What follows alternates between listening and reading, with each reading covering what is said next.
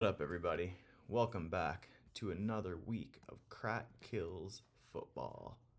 Week 7, we are pushing up against the halfway point. At today's halftime, we'll be halfway there. Let's take a look at the 5 things to watch for as we head into another great week of football. Quick hit number 1.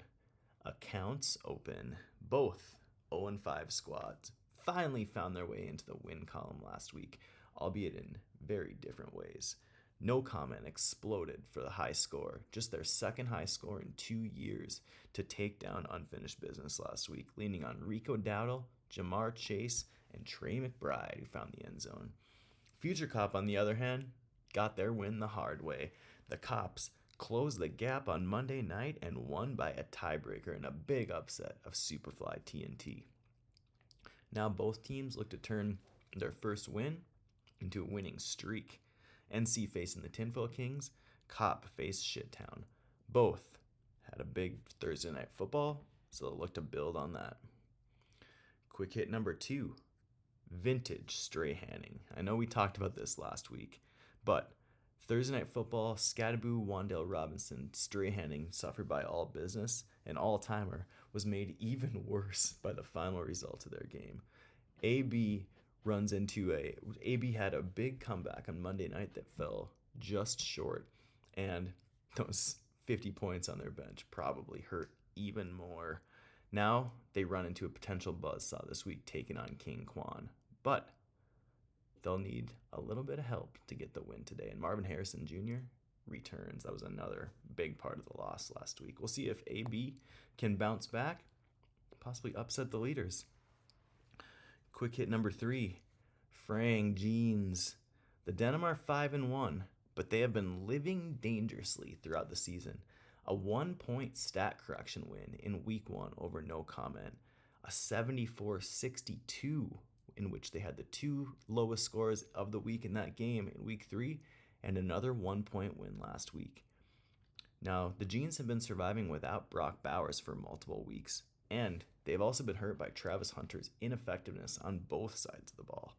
It's a big game for the Jeans this week, taking on unfinished business, and UB coming off a blowout loss, but not a good start for the Jeans as Matt Stafford is going off and dealing it with 4 touchdowns. The Jeans not getting the same from their Jags that are playing this morning. Quick hit number 4, lurking Apes. Sitting at 4-2 and just outside the leader spot are the highly trained Apes. Big win over Shittown last week. One of their 2 losses by a tiebreak, and they've seen their players get hot. Quinshon Judkins has emerged as a lead back. Dak Prescott having one of his best seasons, and the guy that's really stepped up, George Pickens, virtually unstoppable the last few weeks. Can the Apes keep it up? There are some question marks on a few of these guys. Their squad, though, is built for the long haul. Let's see if they can make a run as the season continues. Quick hit number 5, closing the gap. After 4 teams initially separated themselves from the field in the first month of the season, parity has returned to the league. Last place sits just 2 games out of the playoff spots. 6th place sits just 2 games away from the leaders. Who can take advantage as we move into the heart of the season? Who will slip up and who will step up? I know we all love watching as the season progresses and the playoff picture comes into a better focus. Finally, the player to watch. Blast from the past here, it's Darren Waller of Phil's Fugitives. What a return for Waller so far.